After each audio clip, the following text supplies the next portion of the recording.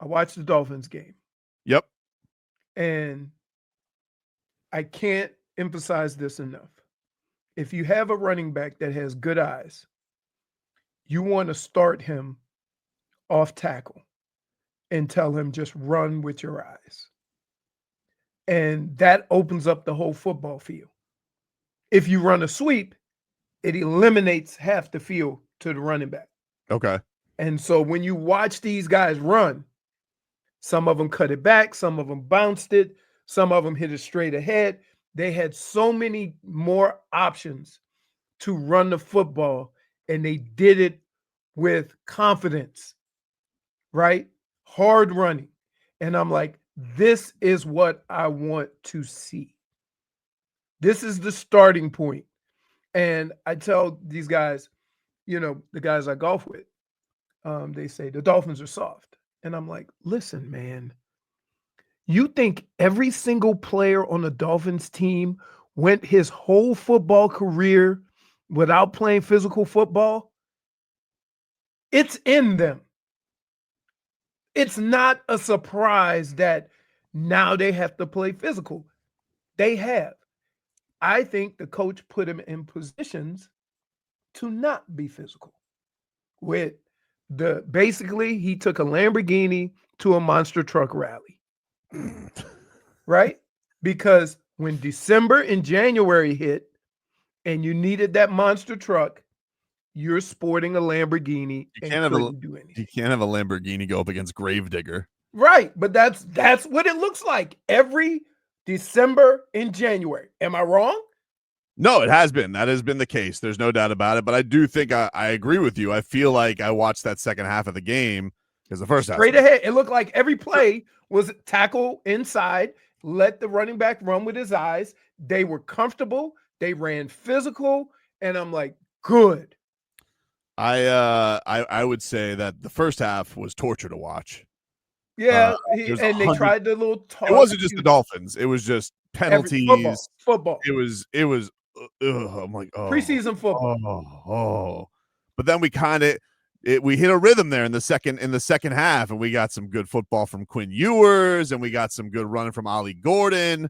Yep. The new guys, the new running backs, Yeah, Shampton, just right off the good street, runs. right off the street, running like, yeah. Yeah. So I thought the second half was a lot more entertaining, but I don't know, man. Something about this Ollie Gordon speaks to me. I Yeah, like what but he's bringing to the table.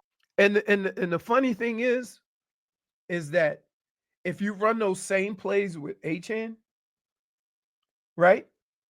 He runs that way. He runs very physical. So I don't want to hear about the physicality ever again because we have seen this team, when it gets down to it, play a physical style of football. Never again. I never can bring it up. I mean, what if they stink? Yeah, well, and what did I tell you?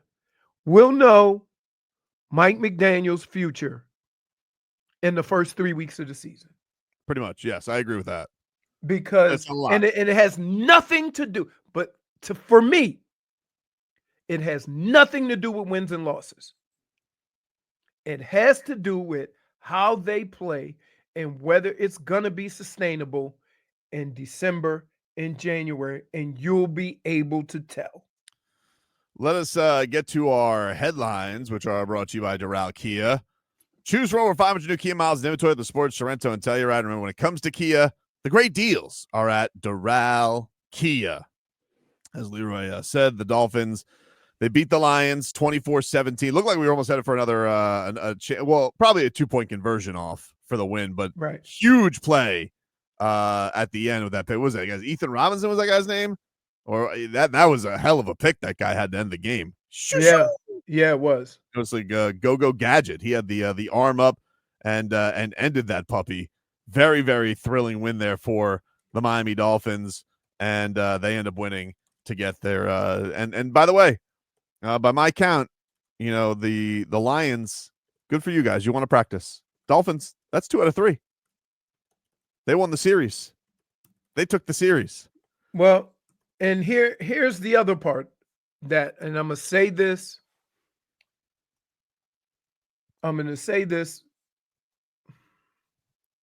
because I understand. Like, it is a good building block for the Dolphins to play football in that manner against a team who has been known to be a physical football team. But it's still preseason. Okay. It's a 90-man roster. And so, although I was impressed with how they played, I'm just going to leave it at that. The success or failure, the win or the loss, is the least important thing to me. The most important thing was how they went about business. So I'm not going to read into too much about beating the Detroit Lions in preseason. I'm not. Hell, wait, what do you make of Chicago beating Buffalo and putting up 500 total yards? I like it. Yeah, you like it, but what in the big scheme of things, what does it mean? I don't think it matters. Okay, But so see, you got to I'm not put things in perspective. I'm not coming out of this thing with the score of the Dolphins, but I do think, like, look, if we're going to have preseason reps and the rookies are going to look really good, I think that's good news. I mean, Yes, I don't know absolutely, how else I'm absolutely. supposed to take that. And I thought, I thought Ewers looked a ton better than he did the first game.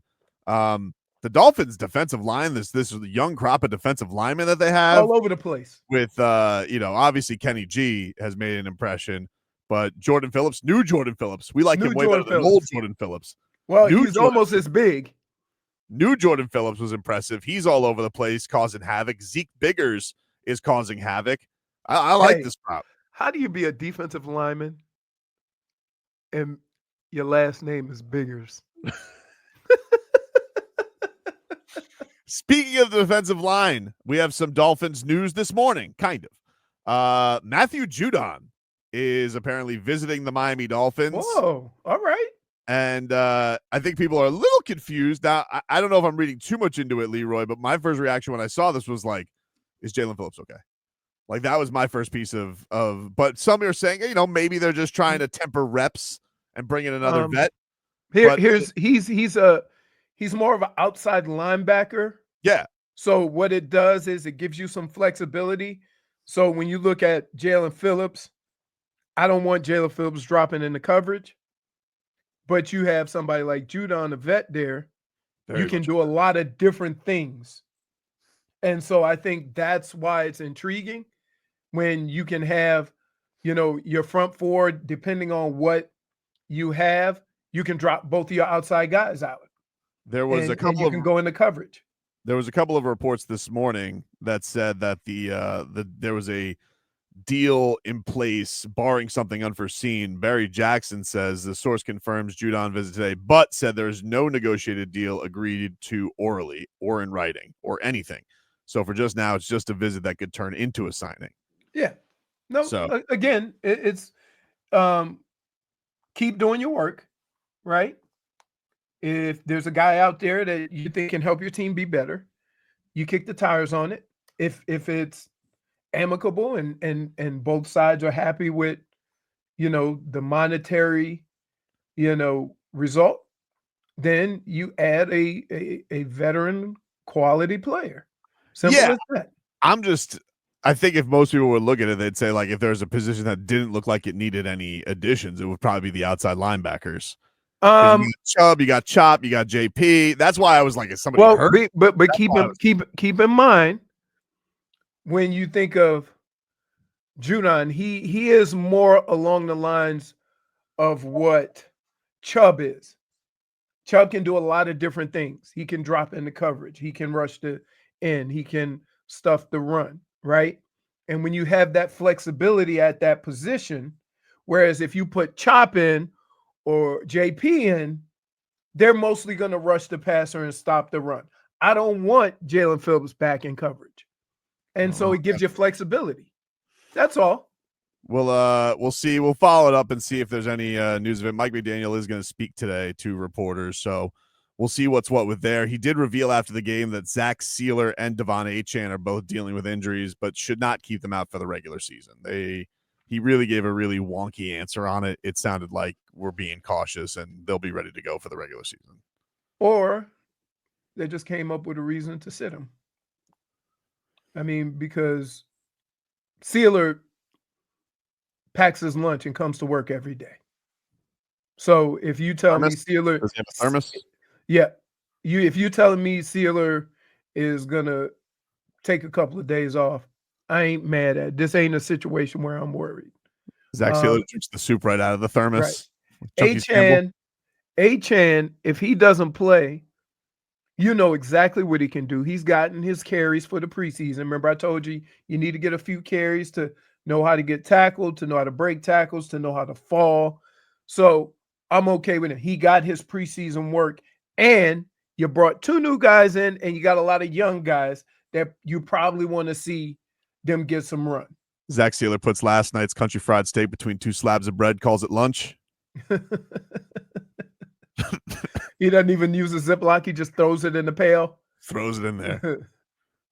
You know what that's called? Daddy lunch. Yeah, tells me that's a waste of time. I recall protections. Xavien Howard. He's just signed with the Colts. Really? Yep. Xavien Howard. Did he play last year? He did not. He did not play at all last year. He's 32 years old.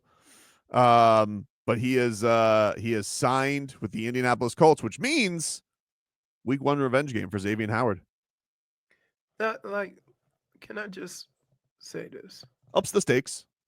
No. Let me just say this. And this is being as honest as I can possibly be.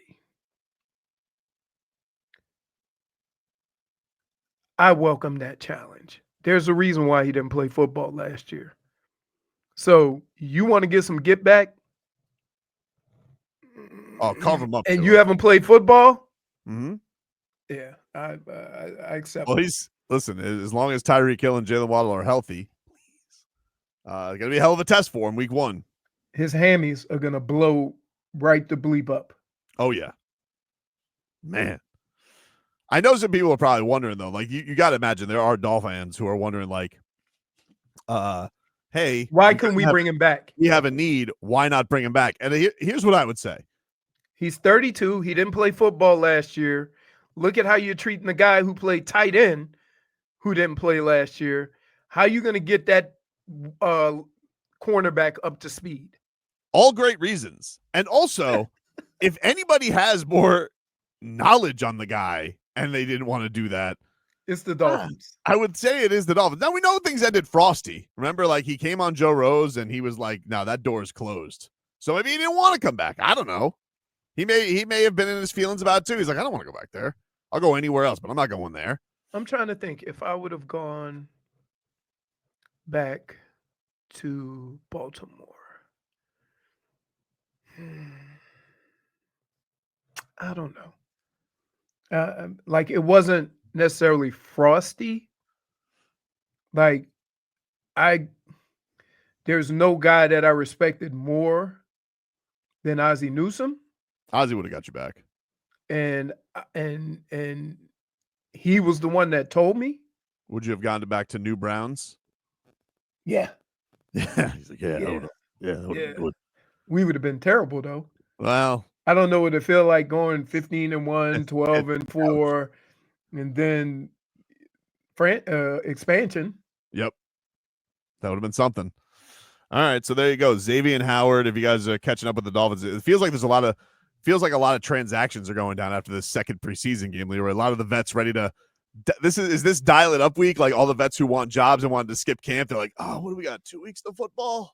With only 1 week of games. Yeah, 1 week of games. Yeah. I think I'm ready to play football now. So Xavien Howard signs with the Colts. Dolphins held Matthew Judon in for a workout. There were reports they had a deal, but there's now updated reports saying just a workout, just a visit, no deal yet. So we'll keep you posted on that. Mike McDaniel's supposed to speak at some point today. We'll take a break here on the show.